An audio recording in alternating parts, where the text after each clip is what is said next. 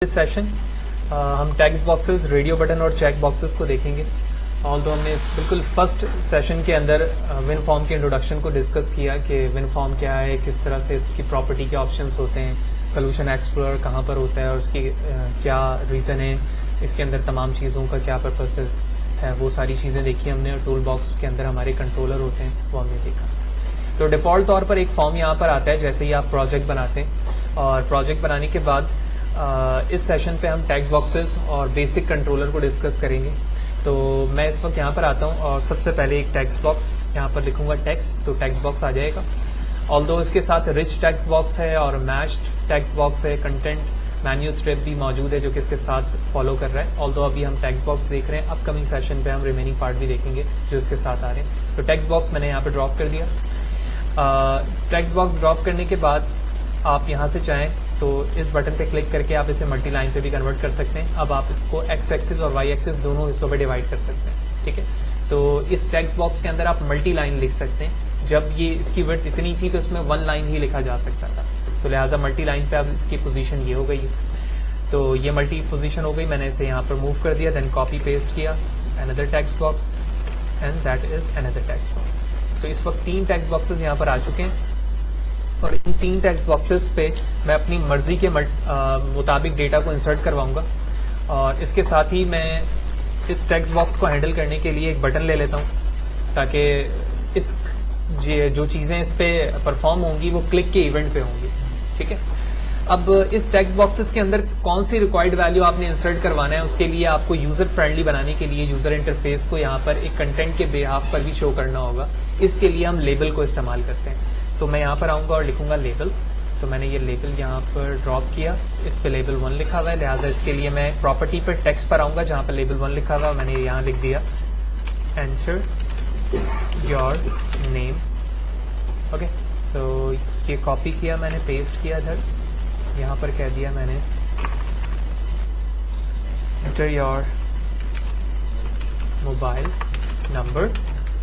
Okay, and similarly मैंने इसे copy किया और पेस्ट करके यहाँ पर एड्रेस कह दिया, एंटर योर एड्रेस। तो इनकी कंटेंट साइज टेक्स्ट बॉक्स की रिस्पेक्ट से छोटे हैं, लिहाजा मैंने तीनों की सिलेक्शन किया ड्रैग करने के बाद, और मैं यहाँ पर आऊँगा फॉन्ट पर जो कि 8.25 है डिफ़ॉल्ट। मैंने इसे क्लिक किया, क्लिक करने के बाद मैं 18 बोल्ड करता हूँ, तो ये साइज हो गया। इसकी मूवमेंट करता हूँ यहाँ पर और इन तीनों को मैं यहाँ मूव कर देता हूँ,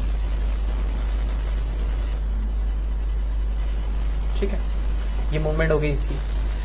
अब मैं ये चाहता हूं कि इस टेक्स्ट बॉक्सेस पे जब तक वैल्यू फिल ना हो उस वक्त तक ये नेविगेट दूसरे पेज पर ना करे, यानी दूसरे फॉर्म पर ना करे। लेकिन पहले तो हम इसे इसी फॉर्म पर रहते हुए हैंडल करना देखेंगे या सीखेंगे कि किस तरह से मैं इन 3 टेक्स्ट बॉक्सेस को रीड करवा सकता हूँ। लिहाजा इस चीज़ के लिए मैं टेक्स्ट बटन 1 पर आया और इसके टेक्स्ट को चेंज करके मैं सबमिट कर देता हूँ। लिहाजा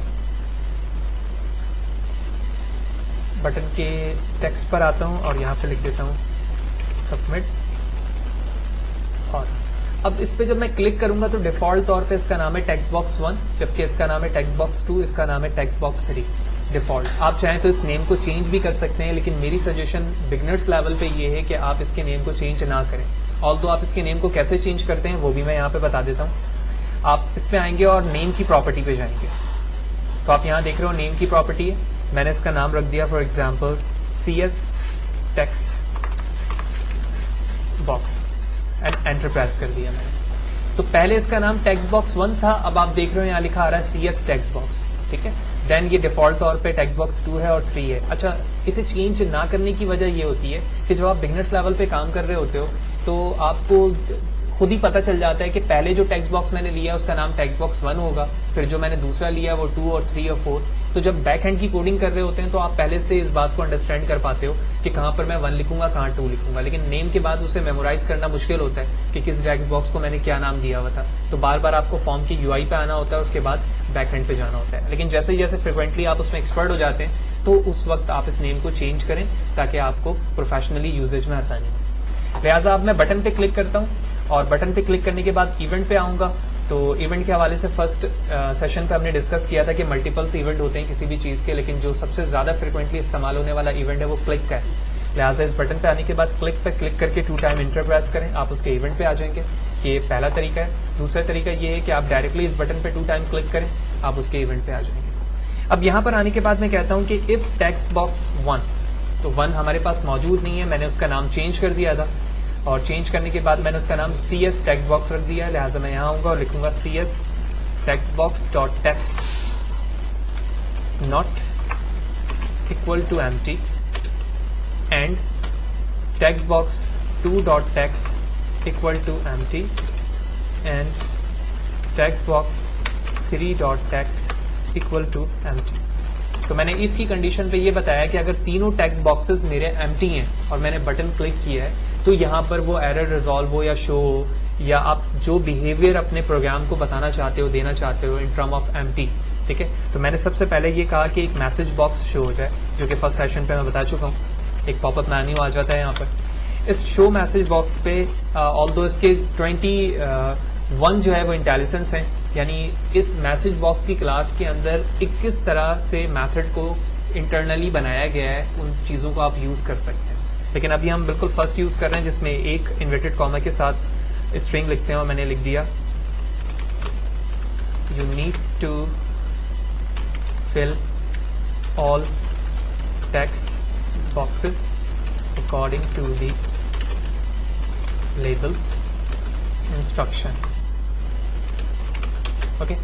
और उसके बाद मैंने टर्मिनेट कर दिया। अब मैं ये चाहता हूं कि अगर टेक्स्ट बॉक्स एम्प्टी है तो टेक्स्ट बॉक्स का बैकग्राउंड कलर चेंज हो जाए। तो लिहाजा मैं यहां पर आता हूं और कहता हूं CS text box dot back colour equal to capital C के साथ कलर डॉट रेड। जब भी हम कोई कैपिटल वर्ड के साथ कोई लिख रहे होते हैं उसका कलर लाइट स्काई हो जाए तो इसका मतलब है कि वो एक क्लास है, ठीक है। सिमिलरली मैंने इस लाइन को कॉपी की, पेस्ट एंड पेस्ट। अब इसकी जगह मैं लिखूंगा टेक्स्ट बॉक्स 2, क्योंकि टेक्स्ट बॉक्स 2 की बारी है अब,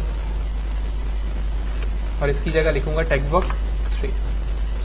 तो इस बटन की इवेंट पे मैंने टेक्स्ट बॉक्स को हैंडल करना देखा है कि हम टेक्स्ट बॉक्स को किस तरह से रीड करवा सकते हैं। अगर वो एम्प्टी होगा तो ही ये चीजें होंगी। अब मैं एल्स के अंदर यहां पर मुझे कुछ यूज करने की जरूरत ही नहीं है इस वक्त। अगर एल्स के अंदर यकीनी तौर पे क्या होगा, कुछ भी नहीं होगा, क्योंकि मैंने कुछ भी नहीं लिखा है। हम ये कंसोल पे पढ़ चुके हैं कि हम इफ के स्टेटमेंट को 4 तरीकों से इस्तेमाल करते हैं। If without else, with else if and fourth if else if plus else, ठीक है।